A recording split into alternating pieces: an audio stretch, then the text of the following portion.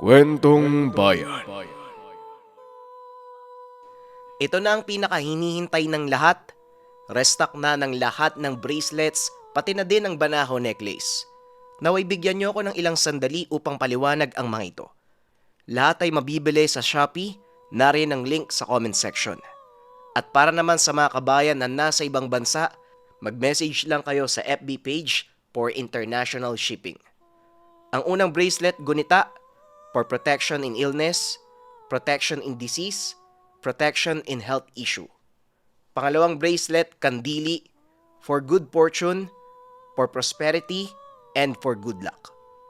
Ang pinakabago nating bracelet, 12 plus 1 mantra bracelet. Improves awareness, improves concentration, reduce stress, greater sense of calm, good for business. Susunod, Marahuyo bracelet. Repels and send back negative energies to the sender, also known as rebuelta. Protection in evil and bad spirits, intense purification and protection, restoring energy, balance in spirit and physical body. Susunod, Tubig ng Banahaw necklace, also known as Sacred Mountain, banal na tubig mula sa Mount Banahaw. Providing calmness and good aura, protects the wearer in bad spirits and accidents. It gives warning to the owner through visions or gut feeling. Lahat ng yan ay pwede nang mabili mga kabayan, paunahan na lang kasi mabilisan maubusan ng stocks. Simulan na natin ang kwento. Ang kwentong ito ay hango sa totoong buhay. Mula ito sa isa nating kabayan na itago na lang natin sa pangalang Berting. Taong 1977, Leyte. Tiyo, pwede po bang makiram ng martilyo? May ayusin lang po sana ako dun sa tindahan ni Aling Emily. Ikakabit namin yung bago niyang karatula eh. Wika ni Berting, 19 na taong gulang. Kasalukuyan itong tumutulong sa tindahan ng kapitbahay na may-ari ng paupahan. Abae, sinisipag ka lang talaga kapag may dalagang nanonood sa'yo ha? Akala mo ba Berting hindi kita nakita kanina sumusunod doon sa bagong umuupa kila Aling Emily? Kapag nalaman talaga ng nanay mo ang ginagawa mo, nako, siguradong lagot ka na naman. Hala sige, kunin mo na yung martilyo. Andyan lang yun sa ilalim ng lababo sa kusina. Siguraduhin mo lang na ibabalik mo. Tugon ni Tiyo Nilo. Kayo naman Tiyo, huwag mo naman ako isumbong kay nanay. Di pa nga gumagaling yung tenga ko sa kakapingot eh. Huwag ka na mag-alala Tiyo, ibabalik ko rin kagad. Wika ng binata. Sos, isasoli daw. Pangatlong palit ko na yan ng martilyo. 2 na ang nawala mo sa kakahiram. Napakamakalimutin mo. Wag mo naman sanang makalimutang huminga no? Tugon ni Tiyo Nilo. Pagamat bata pa, madalas na itong makalimot ng mga bagay-bagay. Nag-umpisa ito ng maaksidente at mabagok ang ulo. Simula noon, maraming mga bagay na itong nakakaligtaan mula sa mga gamit hanggang sa mga gawain. Tiyo Nilo, nakita niyo ba yung bagong lipad dyan kila Aling Emily? Balita ko galing daw yung probinsya. Pero parang ang hirap ng paniwalaan eh. Ang kinis po kasi tsaka parang artista sa ganda. Naku Tiyo, baka pag nakita mo makakalimutan mo yan si Tia. Biro ni Berting. Hindi niya alam na naroon pala sa likod niya ang tiyahin. Abay lokong batang to. Ikaw pa talaga ang nagturo sa tiya mo ng mga kalokohan. Hala sige, umalis ka na at baka makalimutan kong pamangking kita. Wika ni Tia Deli. Habang si Tiyo Nilo naman, halos mamatay sa kakatawa dahil hinabol ng tiyahin si Berting. Nang makalabas naman ito ng bakuran, dumiretso na ito sa tindahan ni Aling Emily na nasa baba lang ng paupahan. Hoy Berting, Baka madapa ka naman dyan sa kakatingala mo. Tigil-tigilan mo na yung bagong lipat at baka tamaan ka na naman sa nanay mo. Hay nakong bata ka. Ang mabuti pa tapusin mo na yung ginagawa mo. Nakadalawang soft drinks ka na wala ka pang nauumpisahan sa trabaho mo Bilisan mo na dyan. Wika ni Aling Emily. Hindi magawang maalis ni Berting ang paningin sa bagong lipat na si Consuelo. 22 anyos. Paano ba naman? Nakita niya itong nakatingin din sa kanya at hindi siya nilulubayan ng titig. Hindi niya maipaliwanag. Pero kahit gusto niyang ialis sa mga mata, tila hindi niya ito magawa. Natauhan na lamang si Berting nang kausapin ni Consuelo ang kasamahan nitong bago lang din lipat sa lugar. Ayon kay Aling Emily, magpinsan ang dalawa at naroon para sa darating na pasukan sa kolehiyo. Aling Emily, sang eskwelahan sila pumapasok. Baka kasi, malay mo, di ba? Pareho lang kami ng pinapasukang kolehiyo. Alam mo na, madaming loko-loko dito sa lugar natin. Para naman meron silang bantay. Wika ni Berting habang abala sa pagpapako ng karatula ng tindahan. Mula pagkabata, wala pa itong nagiging nobya. Bagay na hindi normal na mga panahong yon. Karamihan sa mga kababata, kung walang nobya meron ng asawa. Pero dahil sa pagiging makakalimutin, tila kapansanan itong ituring ng ibang tao. Madalas siyang iniiwasan ng mga babae. Nakalimutan ko na Naikwenta nila yun sa akin kahapon pero ikaw na lang ang magtanong. Mamaya, papasamahan ko sila sa'yo sa eskwelahan nila. Hindi pa sanay ang mga yan. Kaibigan ko ang nagrekomenda sa paupahan ko sa mga magulang nila. Kaya magtino ka, Berting. Isa pa, iho. Bakit hindi mo nalang tapusin ang pag-aaral mo? Malay mo, di ba kapag may titulo ka na, babae na ang kusang lalapit sa'yo? Wika ni Aling Emily. Nang matapos sa ginagawa, muli niyang nakitang nakatingin sa kanya si Consuelo. Kaya napakaway na lamang siya. Umuwi sa bahay si Berting dahil sasamahan ang dalawang dalaga mamaya. Naligo ito at nagayos. Oh Berting, anong nangyari sa'yo? Parang ang bango natin ngayon Aba Berting, pag-aaral muna ang atupagin at baka multuhin pa ako ng tatay mo kapag hindi ka nakapagtapos. Siya nga pala, wag ka masyadong magpapagabi. Kanina doon sa palengke, bali-balita itong manananggal na gumagalang sa gabi sa kabayanan. Wag naman sanang magawi dito. Kaya ikaw Berting, wag ka na magpapaabot ng gabi sa labas Malinaw ba? Wika ni Nanay Lina. Napag-alaman ng ina habang nasa palengke. May lasing nakamuntika ng madagit ng manananggal. Naglalakad ito pauwi sa tahanan. Sa isip ni Berting, tatlo naman silang magkakasama nila Consuelo at Corazon. Siguro hindi sila kayang dagitin ng magkakasabay. Matapos mag-ayos nagmadali na itong pumunta sa tindahan ni Aling Emily. Teka lang Nilo, bago yung lakad mo. Asa na yung martilyo ko? Huwag mo sabihing nakalimutan mo na naman. Tanong ni Tio Nilo. Berting, pinabibigay ni Aling Emily. Nakalimutan mo daw sa bumunga ng tindahan niya kanina Wika ni Consuelo, sabay abot ng martilyo sa binata. Ay, pasensya ka na Ikaw pa tuloy ang nagatid. O Tio, eto na po pala yung martilyo nyo. Sige na po mauna na kami. Paalam ni Bertie. Napakamot na lang sa ulo ang tiyuhin. Consuelo, asa na si Corazon? Handa na ba kayo? Mabuti po umalis na tayo. Baka gabihin tayo sa daanan Ang sabi ni nanay may gumagalang manananggal daw sa bayan. Teka lang Aling Emily, Di ba inutusan niyo ako sumama sa kanila? Asa na po yung pamasahe namin? Ang layo pa ng labasan. Huwag mo sabihin maglalakad lang kami. Hirit ni Berting.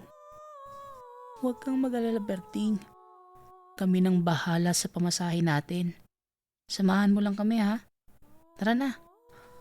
Aya ni Corazon habang pababa ng hagdanan. Nandiyan ka na pala. Tara na. Tugon ni Berting. Tila nahiya ang binata pero tama naman siya. Sila ang nanghihingi ng pabor. Dapat sila ang sumagot sa pamasahe. Ito ang kadalasang ugali na inaayawan ng kababaihan kay Berting. Masyado itong kuripot. Berting, ayos ka lang ba? Bakit parang namumutla ka? Masama ba ang pakiramdam mo? Tanong ni Consuelo habang nakahawak sa balikat ni Berting. Tumugon naman ng binata. Ayos lang siya at tila nalula lang sa biyahe. Pagdating sa eskwelahan, tama ang hinala ni Berting. Parehas lang sila ng eskwelahang papasukan. Hindi na pumasok si Berting. Nanatili na lang ito sa labas. Antayin ko na lang kayo dito, ah. Magpapahangin lang ako. Nihilo ako sa biyahe. Wika ni Berting. Hindi siya sigurado kung dahil ba sa biyahe o dahil katabi niya ang dalawang dalaga. Pero alam niya na hindi naman siya mahihiluhin sa biyahe. Kaya napapaisip si Berting. Nang makalanghap naman ng hangin ay nawala ang hilo ng binata. Ay, mabuti na lang napigilan ko yung suka ko sa sasakyan. Kung hindi, nako, nakakahiya yun. Teka, hanggang kailan kaya sila sa loob? Wika ni Berting sa sarili. Inabot ng 2 oras sa labas si Berting at halos makatulog na sa paghihintay. Hanggang sa narinig niya ang usapan ng mga gwardya patungkol sa aswang na gumagala. Unti-unting namuo ang takot sa dibdib ni Berting. Sa isip niya, hindi siya handang maaswang. Mahihirapan siya kung kailangan pa niyang ipagtanggol ang 2 dalaga sa mabibiktimang aswang. Nang bandang 5:00 ng hapon, palapit na ang magpinsan sa kanya. Berting, pwede bang dumaan muna tayo sa palengke? May bibilin lang sana kami. Tsaka kumain na rin tayo ron. Nagutom na kami sa kakaasikaso sa loob eh. Wika ni Consuelo. Sige na, Berting. Umayag ka na. Libre ka namin. May kailangan lang talaga kaming bilhin eh. Pakiusap ni Corazon. Kagaya ng ibang lalaki. Kahinaan ni Berting ang pagmamakaawa ng mga babae. O sige, pero saglit lang ah. Malapit na magtakip silim eh. Kailangan nasa bahay na ako ng 7:00. Tsaka hindi ko gusto yung mga nababalitaan ko tungkol sa mga aswang. Kayo ba? Naniniwala ba kayo sa mga manananggal? Tanong ng binata. Oo naman. Parang tao lang din naman sila eh. Nagsisikap mabuhay. Bakit, Berting? Galit ka ba sa mga aswang? Tanong ni Consuelo. Alam niyo, tama na yung kwentong aswang. Ang mabuti pa bilisan na natin. Gagabihin na tayo sa daan eh. Consuelo, bilisan mo ang pagbili mo ng kailangan natin ha. Pagdating natin sa palengke, humanap na muna tayo ng makakainan. Doon ka na lang namin hihintay ni Berting. Wika ni Corazon. Pumayag naman si Consuelo at nagmadali na sila. Pagdating sa palengke, nang makahanap ng gotohan at ihawan ay kaagad pumasok si Consuelo sa loob ng palengke. Habang si Berting naman at Corazon, kumuha na ng makakain. Berting, huwag mo sanang mamasamain ang tatanong ko ha. Pero wala ka bang nobya o nililigawan? Ayos lang naman din kung hindi mo sasagutin.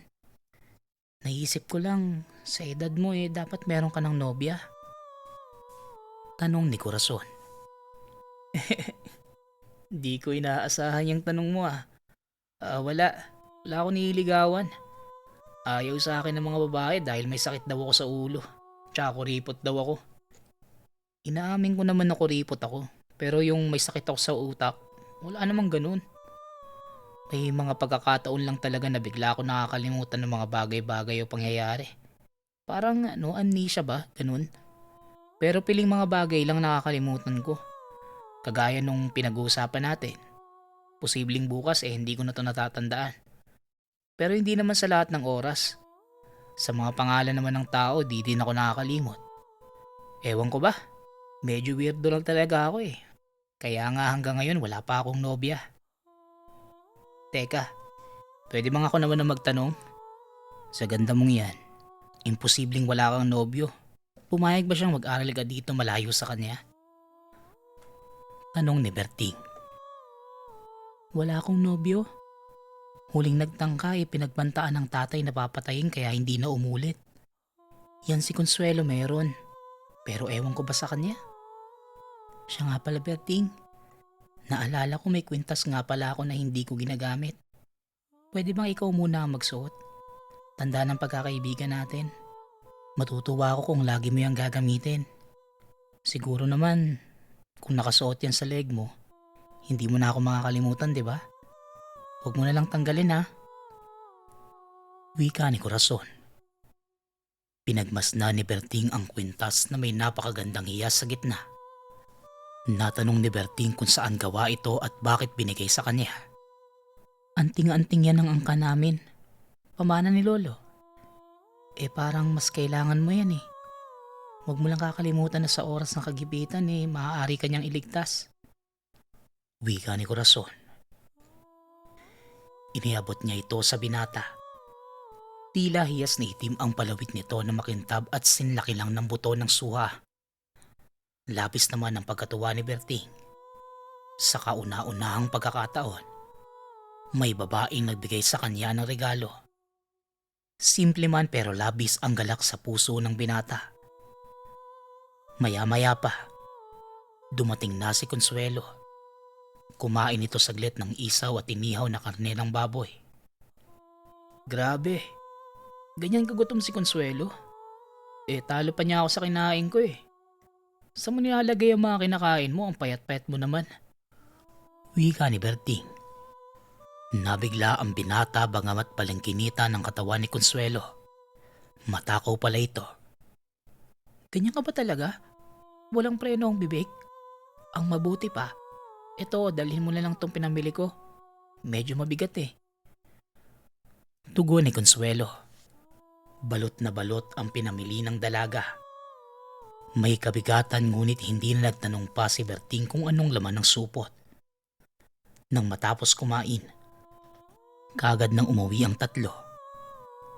Habang nasa jeep, inaasahan ni Berting na muli siyang may hilo pero sobrang gaan na ng pakiramdam niya. Presko ang hangin. Nakikita niyang inaantok na si Corazon. Habang si Consuelo naman, maya't maya ang titig sa mga kaharap. Patulog na sana si Berting. Pero bigla siyang nagulat nang umiyak ang isang ale na kasabay nila sa jeep. Hawak ang tiyan at napagtanto naman ni Berting na buntis ito. Namumutla at umihiyaw sa sakit. Hindi na malaman ng asawa at ng driver kung ano ang gagawin. Biglang nagsalita si Consuelo. Ihinto muna ang jeep at titignan niya ang ginang. Wika pa nito. Estudyante siya sa medisina at alam niya kung papaano tutulungan ng ale. Sumunod naman ang driver ng jeep at tinigil ang sasakyan. May pinahid na langi si Consuelo sa kamay. Marahang hinawakan ng tiyan ng ale. Taas baba na tila marahang pinipisil. Nakakagulat ang bigla namang pagkalma ng ale at tila nakatulog. Huwag na po kayo mag-alala. Napagod lang po siya. Pagpahingayin niyo na lang po manong pagdating niyo sa bahay. Magiging maayos din po ang lagay niya. Wika ni Consuelo. Labis naman ang pasasalamat ng asawa ng buntis. Kaunting minuto pa, narating na nila ang babaan. Mula sa kalsada ay kinakailangan nilang maglakad na nasa 15 minuto para marating ang barangay. Wala ng tricycle na mga oras na yon dahil bandang 8:00 na ng gabi. Sementado naman ang daan kaya hindi naman sila nahirapan. Ang galing mo dun sa ginawa mo, Consuelo ah. Napabilib mo ako. Mabuti na lang pala at naroon tayo. Kundi, baka kung ano nangyari dun sa ginang. Wika ni Berting. Sus, wala yun. Inayos ko lang naman yung bata. Mali kasi yung pagkakaposisyon niya eh. Tugon ni Consuelo. Nagtataka si Berting. Sa isip niya, ganun pala ang mga nurse at doktor. Nagagawang malaman kung nasa ayos ba ang sanggol o hindi. Sa pamamagitan lang ng pagkapasa tiyan. Bahagyang nakaramdam ng lamig si Berting. Madilim na ang paligid. Sa magkabilang gilid nila ay may mga puno ng nyog at ilang puno ng anahaw. Tanging huni ng mga kuliglig ang maririnig. Hanggang sa may tunog ng tiktik sa itaas. Sa narinig. Halos gusto nang kumaripas ng takbo ni Berting. Pero naalala niya na may kasama siyang 2 dalaga na mga oras na yon. Pero tila wala naman itong pakialam sa narinig. Bilisan na natin. Yung narinig nyo kanina, yun ang tinatawag na tiktik. Hindi magandang marinig mo yun sa paligid eh. Magmadali na tayo habang hindi pa tayo sinasalakay. Wika ni Berting. Bagamat natatakot, nasa likuran pa rin ito ng 2 dalaga para siguraduhin ligtas sa mga ito. Sa nasaksihan naman, natuwa si Corazon. Bagamat nakikita niyang labis na nanginginig si Berting, pilit pa din niyang pinoprotektahan ang magpinsan. Huwag kang mag-alala. Baka napadaan lang. Hindi ganyan susugurin, sigurado ako. Ikalma mo ang sarili mo. Baka atakihin ka pa dyan eh. Hindi ka naman namin kayang buhatin. Wika ni Consuelo. Sinubukan namang kumalma ni Berting. Hanggang sa makarating sila ng barangay. Hindi na muli pang humuni ang tiktik. Nagmamadaling inihatid ni Berting ang 2 sa bahay ni Aling Emily. Aling Emily, narito na po kami. Ito na po sila Corazon at Consuelo. Mauna na po ako ah. Corazon, Consuelo, mauna na ako ah. Paalam ni Berting. Nagulat naman siya nang halikan ito ni Consuelo sa pisngi. Ayan, bayad na kami sa pagsama mo ah. Salamat ha, sa ulitin.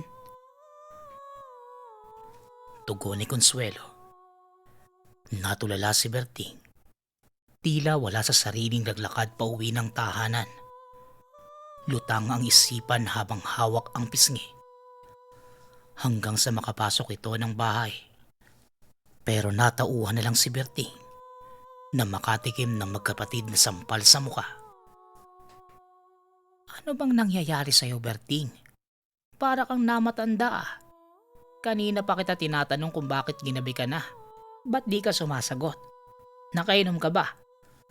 Tanong ni Nanay Lina. Hindi po nay. Ayos lang po ako. Magbihis lang po ako at kakain na. Tugon ni Berting. Dire-diretso lang ito sa pagpasok ng silid. Nahiga hanggang sa makatulog na ito nang hindi niya namamalayan. Ni hindi ito nakapagpalit ng pambahay at hindi natanggal ang sapatos. Kinabukasan. Nakakatakot naman yung balita mo, Mare. Kausap ko pa lang yun ng isang araw eh. Pinayuhan ko pa nga na wag masyadong maglalabas ng bahay. Anong sabi ng asawa niyang si Tolome? Sinabihan ko naman kasi na wag nang ibiyahe yung asawa niya. Alam niya namang kabuhanan na eh. Wika ni Nanay Lina. Nagising si Berting sa ingay ng ina. Kausap nito ang ninang na nooy napadaan sa kanilang tahanan. Nakasanayan na ng 2 na magkwentuhan sa umaga. Nakita niya ang ninang na may bitbit pang walis tingting. habang nakikipagkwentuhan sa ina na nagwawalis din ng mga panahong iyon. Ayon sa narinig, inaswang ang isa sa mga kakilala ng ina na buntis. Dagdag pa ng ninang. Gami pa lamang pala ng nasa biyahe ang mag-asawa. Sumasakit na ang tiyan nito. Nang makauwi ng tahanan, habang nasa kasarapan ng tulog, nagising na lang ang asawa na warak na ang tiyan ng babae. Wala na rin ang bata sa sinapupunan. Ang aga-aga naman po ng kwentuhan niyo tungkol sa aswang. Mano, ninang? Magandang umaga ho. Wika ni Berting. Anak, mabuti naman at nagising ka na. Ang mabuti pa, sumama ka sa ninang mo at kumuha ka ng malunggay sa kanila. Magugulay tayo at panaisda na lang ang kinakain natin. Dumaan ka na din ng soft drinks kila Aling Emily. Ninenervyos ako sa mga nangyayari sa lugar natin. Sana naman, mahuli na yung salot na manananggal na yan at nang matahimik tayo dito. O itong pambili. Baka naman tanghaliin ka na naman. Utos ni Nanay Lina. Nang matapos makakuha ng malunggay, papunta na sana siya sa tindahan ni Aling Emily. May nakasalubong siyang lalaki. Tila dayo lamang sa lugar. Kahina-hinala ang kilos at tila nagmamanman. Subalit dahil sa gutom, kaagad na siyang pumunta sa tindahan para mabili ang bili ng ina.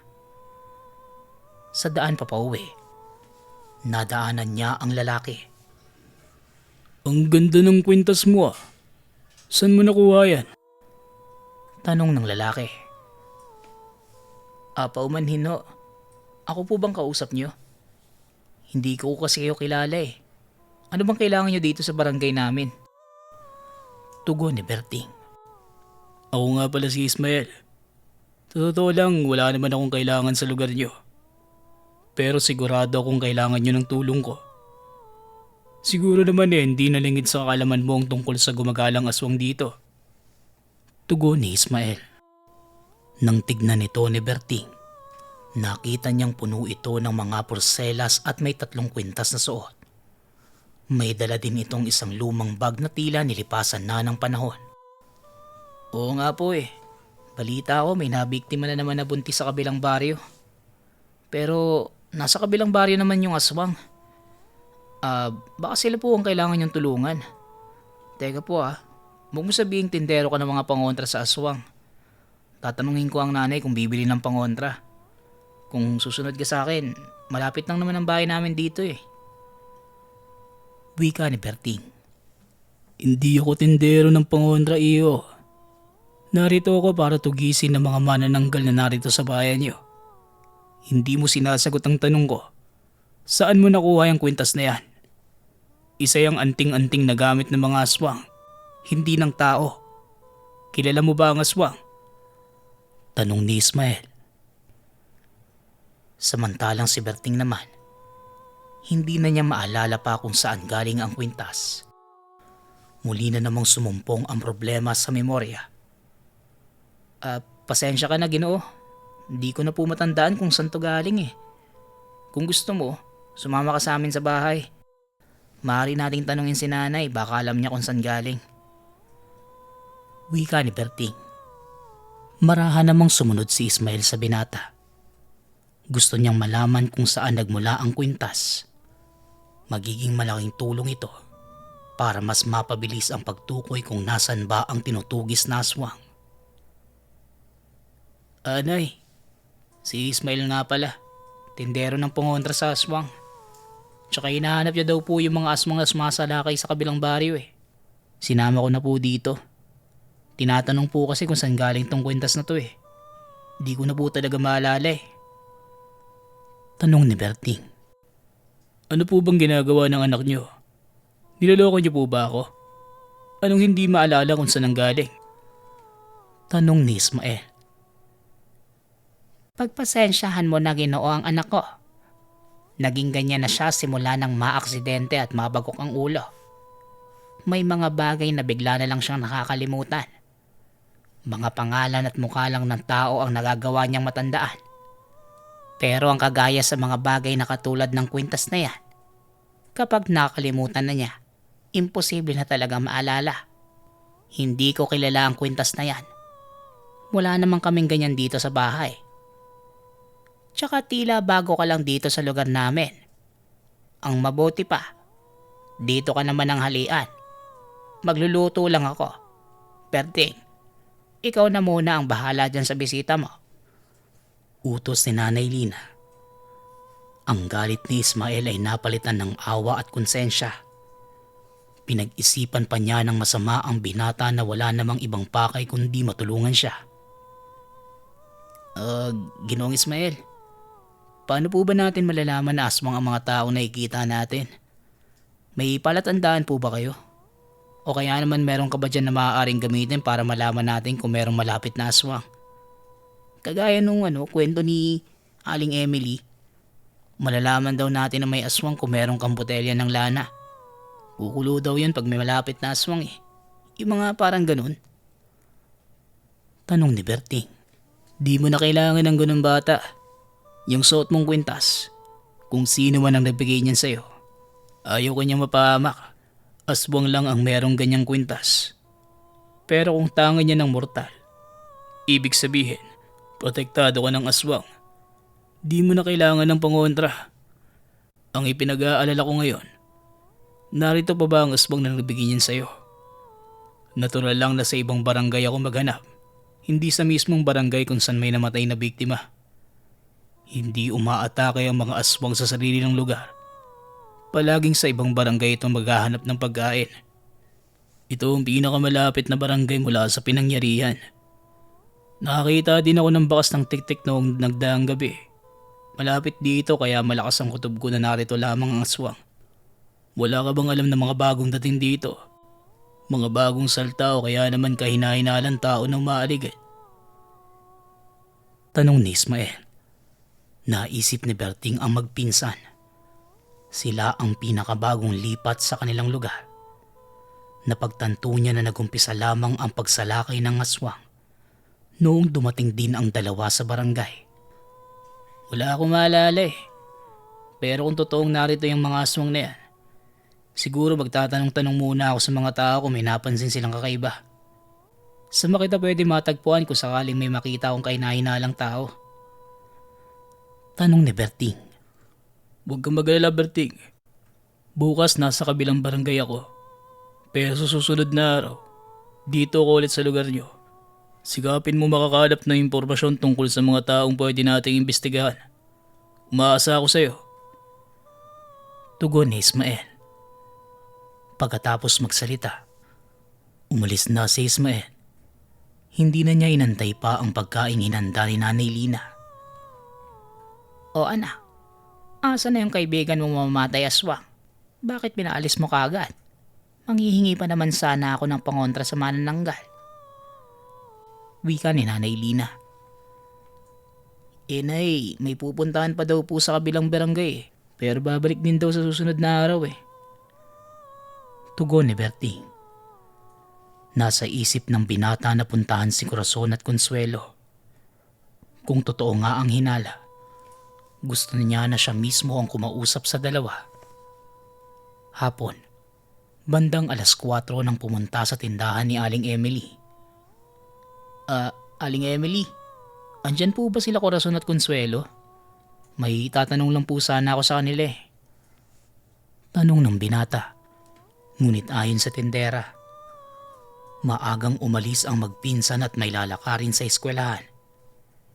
Dito napaisip si Berting kung anong gagawin. Paano niya kukumprontahin ang magpinsan? Hindi na siya nag-isip pa. Hindi na niya magagawa pang maghintay na may mabiktima muli ng mga aswang. Pumunta si Berting sa bayan. Kinumpirma sa gwardya ng eskwelahan kung naroon nga si Corazon at Consuelo. Kumpirmado, naroon nga sila. Hindi na nagantay pa si Berting. Pumasok na ito sa paaralan. Mag-aalas 5 nang makita niya ang dalawa. Nagulat naman si Corazon at Consuelo kung bakit naroon si Berting. O Berting, bakit ka andito? Inutusan ka ba ni Aling Emily? Huwag ka mag-alala. Kabisado na namin ang daanan pa uwi. Nagabala ka pa. Wika ni Corazon. Gusto mo lang yata magpalibre na naman ng merienda sa amin eh. Abay baka naman kapag pasukan, mamulubi kami sa'yo. Baka naman araw-arawin mo ang pagpapalibre ha. Hindi naman kami mayaman. Wika ni Consuelo. Berting, ano bang ginagawa mo dito? Bakit mo kami sinusundan? May problema ba? Ilang minutong tumahimik si Berting. Ang totoo niyan eh, hindi ko maalala kung bakit ako andito. Basta alam ko may importanteng bagay akong gustong sabihin sa inyo. Pero hindi ko na maalala kung ano yun eh. Nakakainis. Kung wala lang sana itong kapansanan ko eh, di na sana ako magkakaproblema ng ganito. Tugon ni Berting. Halika na nga, kumain na lang tayo dun sa palengke. Masarap ang iwan dun eh. Huwag ka na magmukmuk dyan. Wika ni Consuelo. Dumiretso sila sa ihawan at masayang kumain. Bandang 6:00 marahan silang naglakad papasok ng barangay. Ano, ayos na ba ang pakiramdam mo, Berting? Alam mo wala namang problema sa pagiging makakalimutin mo. Pwede mo na nang ilista yung mga importanteng bagay na ayaw mo makalimutan para may babalikan ka. Wika ni Corazon. Hanggang sa nakarinig sila ng paglipad sa hindi kalayuan. Tila isang malaking paniki ang nasa paligid at iniikutan sila. Nang makaba ni Berting ang kaperasong papel sa bulsa, kaagad niya itong kinuha. Nilapitan siya ng 2 at tinignan ang papel kung anong nakasulat. Naging balisa si Corazon at Consuelo. Napatingin sila sa paligid at nakiramdam. Ngayon alam na nila kung anong pakay ni Berting at kung bakit sila nito sinundan sa bayan. Nabasa nila sa papel ang mga katagang. Si Ismael ay mamamatay aswang. Posibleng manananggal ang magpinsan. Kailangan niyang kausapin ang mga ito para tumakas. Hindi lubos makapaniwala sila Corazon at Consuelo. Sa kabila ng katotohanang nalaman ni Berting, mas inalala pa nito ang kapakanan nila. Kayong dalawa ba yung hinahanap ni Ginoong Ismael? Yung manunugis ng aswang? Kung gayon, sino yung lumilipad-lipad na kasunod natin? Tanong ni Berting. Yan si Ismael. Hindi totoong gusto niyang tumulong sa barangay niyo. Aswang si Ismael. Inuubos niya ang mga kauri niya na pilit tumatanggi at tumututol sa pagpatay ng tao. Sila na mga kasamahan niyang manananggal ang nabibiktima sa baryo ninyo. Andito lang kami dahil kailangan naming tumakas sa probinsya. Malawakang pagpaslang na ang ginagawa nila sa mga kumukontra sa kanila. Tugon ni Consuelo. Nagulat si Berting sa mga narinig.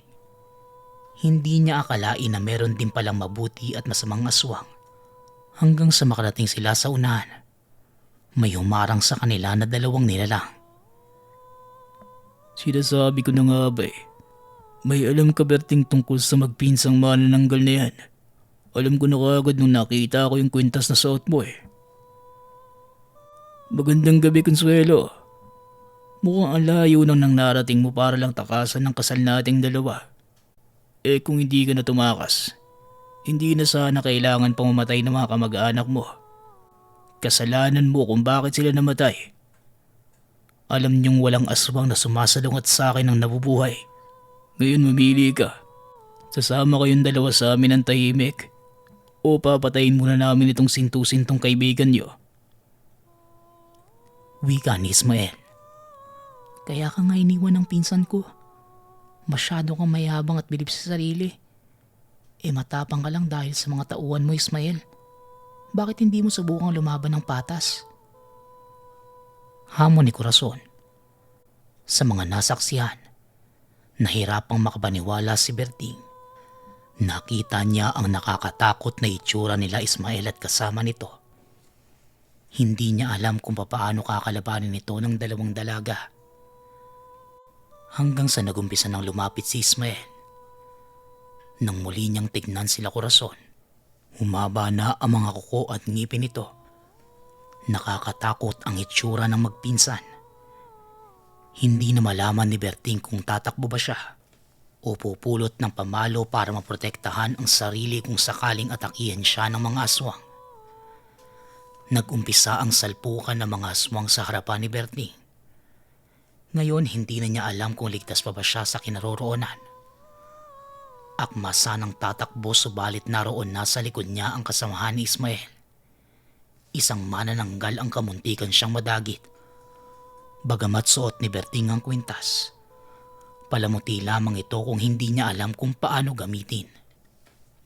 Isa itong hiyas na nagpapalakas ng ilang beses sa pisikal na kakayahan ng isang nilalang. Malabo sa kanyang alaala subalit unti-unting bumabalik ang tagpo sa kainan kung saan inabot sa kanya ito ni Corazon.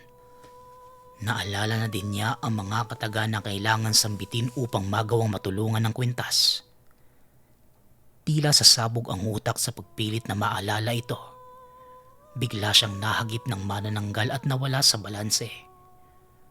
Tumama sa bato ang ulo ni Berting. Dahilan para saglit na mandilim ang paningin niya.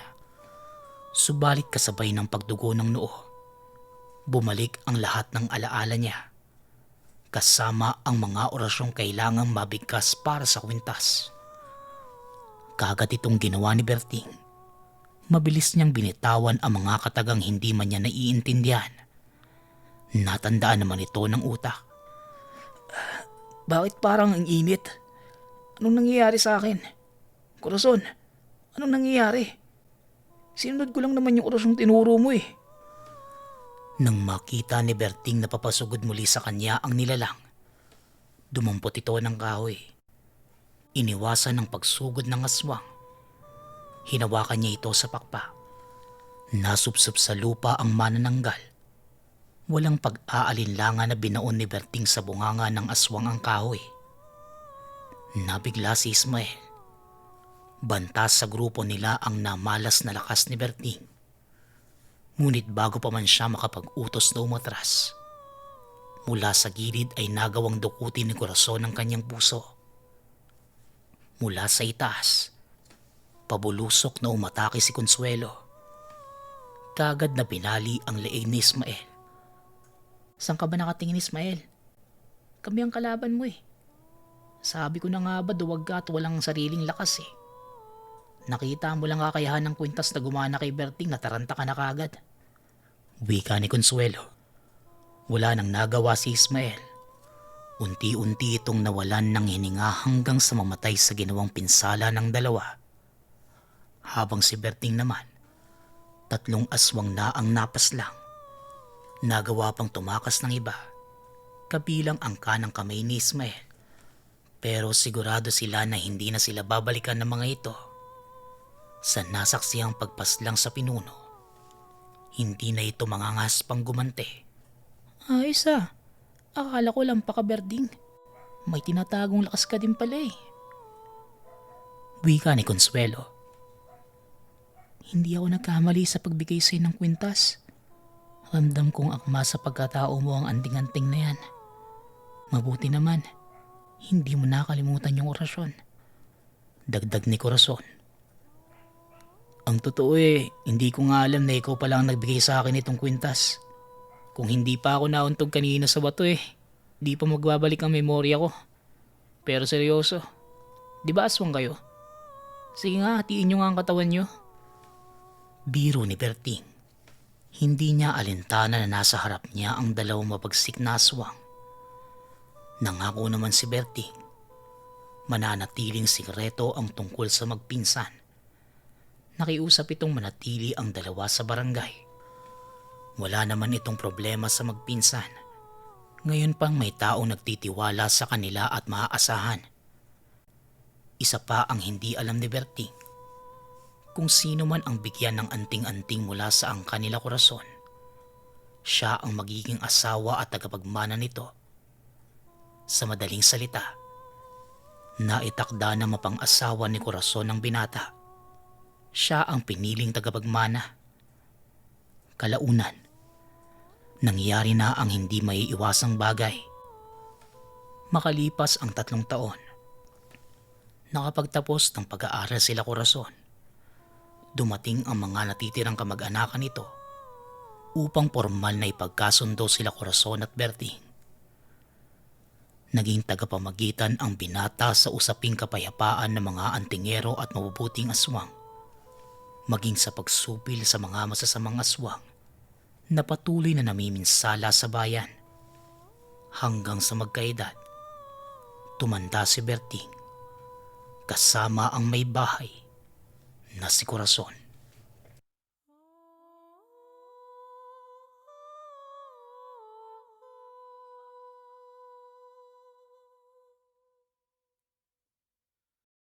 Kwentong Bayan.